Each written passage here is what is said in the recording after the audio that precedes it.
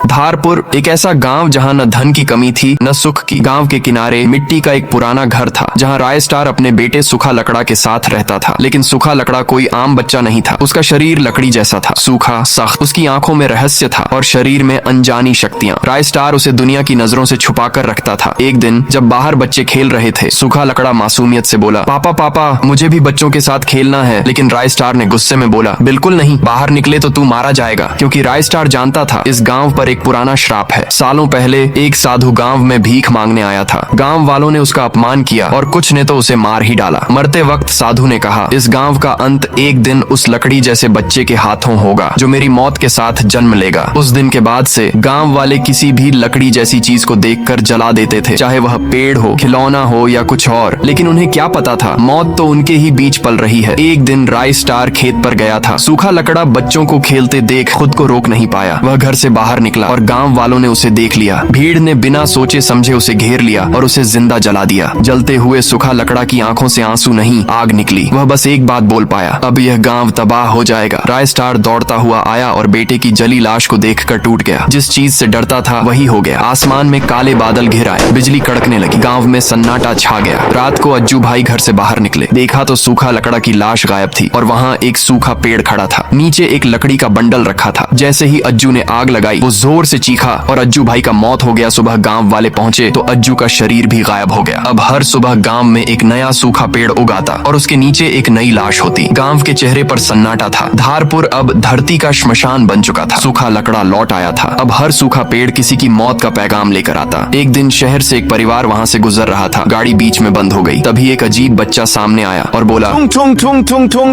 और वो बच्चा एक सूखा पेड़ बन गया। परिवार मौके पर ही मर गया। स्टार अब अकेला बचा था। वह सूखा लकड़ा के पास गया और रोते हुए बोला, बेटा ये तुम क्या कर रहे हो? सूखा लकड़ा गुस्से में बोला, इन्हीं ने मुझे जलाया, अब सब जलेंगे। और राय स्टार पर वार कर दिया। जब राय स्टार को होश आया तो उसने देखा सारा गांव फिर से जिंदा था। न कोई सूखा पेड़, न कोई लाश। अज्जू और ज्ञान मुस्कुराते हुए बोले, क्या हुआ भाई? राय स्टार हैरान था। जो मर चुके थे वे जिंदा कैसे हो गए? रात में बादल गरजता है और राय स्टार घर से बाहर निकलता है। आसमान की तरफ देखा, उसके पैरों तले जमीन खिसक गए। सैकड़ों सूखे पेड़ आसमान से गांव की तरफ बढ़ रहे हैं। अब सवाल ये है, क्या राय स्टार धारपुर को बचा पाएगा या पूरा गांव सूखा पेड़ बन जाएगा? अगर पार्ट 2 चाहिए तो कमेंट करो। सूखा लकड़ा लौटेगा।